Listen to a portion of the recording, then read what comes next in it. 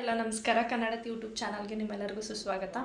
ನಾನು ಇವತ್ತು ಯಾವುದ್ರ ಬಗ್ಗೆ ಹೇಳಕ್ಕೆ ಬಂದಿದ್ದೀನಿ ಅಂತಂದರೆ, ಮನೇಲಿ ಸ್ಟೀಮ್ ಯಾವ ಥರ ಮಾಡ್ಬೋದು ಅನ್ನೋದ್ರ ಬಗ್ಗೆ ಹೇಳಿದ್ದೀನಿ. ಇದು ಏನು ತೊಗೋಬೇಕು ಅನ್ನೋದ್ರ ಬಗ್ಗೆ ನಾನು ನಿಮಗೆ ಹೇಳ್ತಾ ಇದ್ದೀನಿ.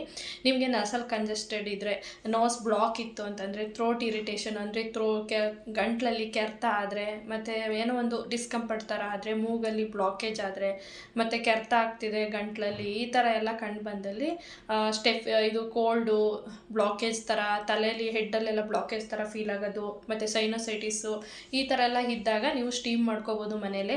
ಇನ್ನು ನಿಮ್ಮ ಮನೇಲಿ ಹೆಂಗೆ ಕಂಫರ್ಟಬಲ್ ಇದೆ ಆ ಥರ ನೀವು ಸ್ಟೀಮ್ ಮಾಡ್ಕೋಬೋದು. ಮನೇಲಿ ನೀವು ಬೇಕಾದರೆ ಪಾತ್ರೆಯಲ್ಲಿ ಯೂಸ್ ಮಾಡ್ಬೋದು. ಪಾತ್ರೆಯಲ್ಲಿ ನೀರಿಟ್ಟು, ನೀರು ಯಾವ ಥರ ಯೂಸ್ ಮಾಡಬೇಕು, ಫಿಲ್ಟ್ರ್ ವಾಟರ್ನ ಯೂಸ್ ಮಾಡಬೇಡಿ, ಟಾಪ್ ವಾಟರ್ ನಾರ್ಮಲ್ ಬರುವಂಥ ವಾಟರ್ನ ಯೂಸ್ ಮಾಡ್ಬೋದು. ಮತ್ತು ಮಳೆ ನೀರು ಕೂಡ ನೀವು ಸ್ಟೀಮ್ಗೆ ಯೂಸ್ ಮಾಡ್ಬೋದು, ಅದು ಎಲ್ಲ ಚೆನ್ನಾಗಿರುತ್ತೆ.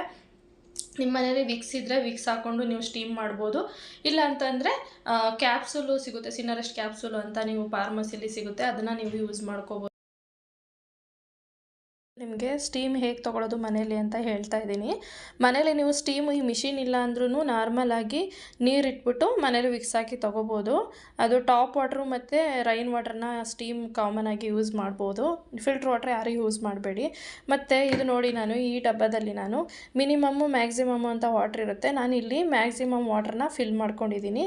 ಅದಾದಮೇಲೆ ನೆಕ್ಸ್ಟು ಸ್ಟೆಪ್ ಬಂದುಬಿಟ್ಟು, ನೀವು ವಿಕ್ಸ್ ಬೇಕಾದರೆ ವಿಕ್ಸ್ ಯೂಸ್ ಮಾಡ್ಬೋದು. ಇಲ್ಲಾಂದರೆ ಮೆಡಿಕಲ್ ಶಾಪಲ್ಲಿ ಸಿನರೆಸ್ಟ್ ಕ್ಯಾಪ್ಸೂಲ್ ಸಿಗುತ್ತೆ ಸ್ಟೀಮ್ಗೆ ಅಂತ ಕೇಳಿದರೆ, 1-2 ಕ್ಯಾಪ್ಸೂಲ್ ಸಿಗ್ತವೆ, ಅದನ್ನು ನೀವು ಯೂಸ್ ಮಾಡ್ಕೋಬೋದು. ಮತ್ತು ಅದಾದಮೇಲೆ ನಾನೇನು ಮಾಡ್ತಾಯಿದ್ದೀನಿ ಅಂತಂದರೆ, ಇದು ಪ್ಲಗ್ನ ಕನೆಕ್ಟ್ ಮಾಡ್ತಾಯಿದ್ದೀನಿ. ಪ್ಲಗ್ ಕನೆಕ್ಟ್ ಮಾಡಿ ಇದನ್ನು ಹಾಕ್ತಾಯಿದ್ದೀನಿ. ಇದು ಹಾಕಾದಮೇಲೆ ನೆಕ್ಸ್ಟ್ ಇದರಲ್ಲಿ 3 ಸ್ಟೆಪ್ ಇರುತ್ತೆ. ನೀವು 3 ಸ್ಟೆಪ್ಪಲ್ಲಿ ಯಾವ್ದು ಬೇಕಾದರೆ ಅದನ್ನ ಯೂಸ್ ಮಾಡ್ಕೋಬೋದು. ಇದನ್ನು ಯೂಸ್ ಮಾಡ್ಬೋದು. ಇದು ನೋಡಿ ಈ ಥರ ಇರುತ್ತೆ, ಇಲ್ಲಿ ಹೋಲ್ ಇರುತ್ತೆ, ಹೋಲಲ್ಲಿ ಗಾಳಿ ಬರುತ್ತೆ, ಇದನ್ನು ನೀವು ಯೂಸ್ ಮಾಡ್ಬೋದು. ಇದು ಬೇಡ ಅಂತಂದರೆ ನೆಕ್ಸ್ಟ್ ಪ್ರೊಸೀಜರ್ ಬಂದುಬಿಟ್ಟು ನೀವು ಇದನ್ನು ಯೂಸ್ ಮಾಡ್ಬೋದು. ಇದು ಬೇಡ, ನಮಗೆ ಕಂಫರ್ಟಬಲ್ ಇಲ್ಲ ಅಂತಂದರೆ ಇದನ್ನು ಯೂಸ್ ಮಾಡ್ಬೋದು. ಇದು ಯೂಸ್ ಮಾಡಿ ಆದಮೇಲೆ ಏನು ಮಾಡಬೇಕಪ್ಪ ಅಂತಂದರೆ, ನಮಗೆ ತುಂಬ ಬ್ಲಾಕೇಜ್ ಆಗ್ತಿದೆ ಅಂತಂದರೆ ಕಾಮನಾಗಿ ನೋಡಿ, ಈ ಫಿಂಗರ್ ಇರುತ್ತಲ್ಲ, ಈ ಟಿಪ್ಗಳನ್ನು ಯೂಸ್ ಮಾಡಿಬಿಟ್ಟು ನೀವು ಈ ಥರ ಟಾಪಿಂಗ್ ಎಕ್ಸಸೈಸ್ ಮಾಡಬೇಕಾಗುತ್ತೆ. ಈ ಥರ ಟಾಪಿಂಗ್ ಎಕ್ಸಸೈಸು ಇಲ್ಲಿ ಬಿಸಿ ಬಿಸಿ ಇದ್ದಾಗಲೇ ಸ್ಟೀಮ್ ಆದ ತಕ್ಷಣ ನೀವು ಟಾಪಿಂಗ್ ಎಕ್ಸಸೈಸ್ ಮಾಡಬೇಕು. ಟಾಪಿಂಗ್ ಎಕ್ಸಸೈಸ್ ಮಾಡಾದಮೇಲೆ ಫೇಸ್ ವಾಶ್ನ ನೀವು ಮಾಡ್ಕೋಬೋದು. ಇದು ಯಾಕಪ್ಪ ಅಂತಂದರೆ, ಈ ಟಾಪಿಂಗ್ ಎಕ್ಸಸೈಸ್ ಯಾಕಪ್ಪ ಅಂತಂದರೆ, ಈಗ ಸ್ಟೀಮ್ ತೊಗೊಂಡಿರ್ತೀರ, ಇಲ್ಲಿ ಮ್ಯೂಕಸ್ ಎಲ್ಲ ತಿಕ್ಕಾಗಿ ಇರುತ್ತೆ, ಅದೇನು ಮಾಡುತ್ತೆ, ನೀವು ಸ್ಟೀಮ್ ಆದಮೇಲೆ ಅದು ತಿನ್ನಾಗುತ್ತೆ. ನೀವು ಈ ಥರ ಒಂದು ಟಾಪಿಂಗ್ ಎಕ್ಸಸೈಸ್ನ ಮಾಡೋದ್ರಿಂದ ನಿಮಗೆ ಆದಷ್ಟು ಅದು ಡ್ರೈನ್ ಆಗಿ ಹೊರಗಡೆ ಬರೋವಂಥ ಚಾನ್ಸಸ್ ಇರುತ್ತೆ. ಅದರಿಂದ ಈ ಥರ ಒಂದು ಪ್ರೊಸೀಜರ್ನ ನೀವು ಯೂಸ್ ಮಾಡ್ಬೋದು. ಸ್ಟೀಮ್ ಆದಮೇಲೆ ಇದನ್ನ ಯೂಸ್ ಮಾಡಬೇಕಾಗುತ್ತೆ.